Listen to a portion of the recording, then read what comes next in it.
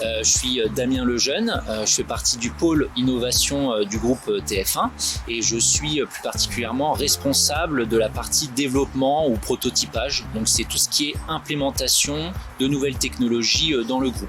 Alors notre solution de chatbot, elle s'appelle Maya, donc c'est mon assistant IA, tout simplement parce qu'on voulait mettre aux collaborateurs de TF1 un assistant personnel d'intelligence artificielle. On avait énormément de connexions de nos collaborateurs aux ressources de ChatGPT, donc d'OpenAI, ce qui posait problème d'un point de vue sécurité des données et puis de confidentialité.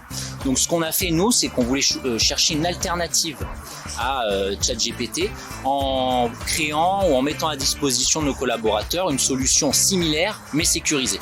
Donc c'est comme ça qu'on en a été amené à chercher d'autres solutions sur le marché.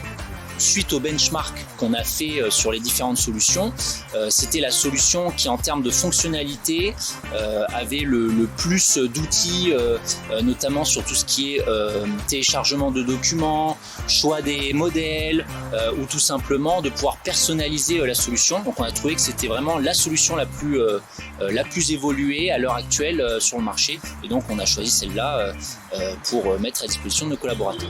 On l'a mis en place avec un solution architecte chez nous qui a pris en main le projet et puis qui s'est mis en collaboration avec quelqu'un de chez vous qui est Quentin Roger qui a développé l'application et qui a aidé nos équipes techniques à l'implémenter chez nous sur notre architecture pour faire en sorte que ça soit personnalisable et bien que ça corresponde aux standards de TF1.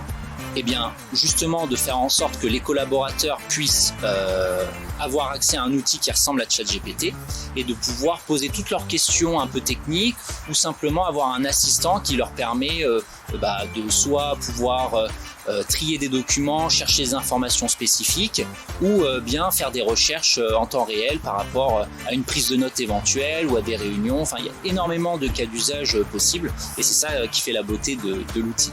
On a implémenté l'outil en avril 2024, donc c'est relativement récent. Ce qu'on peut voir comme bénéfice déjà, c'est en termes d'utilisation.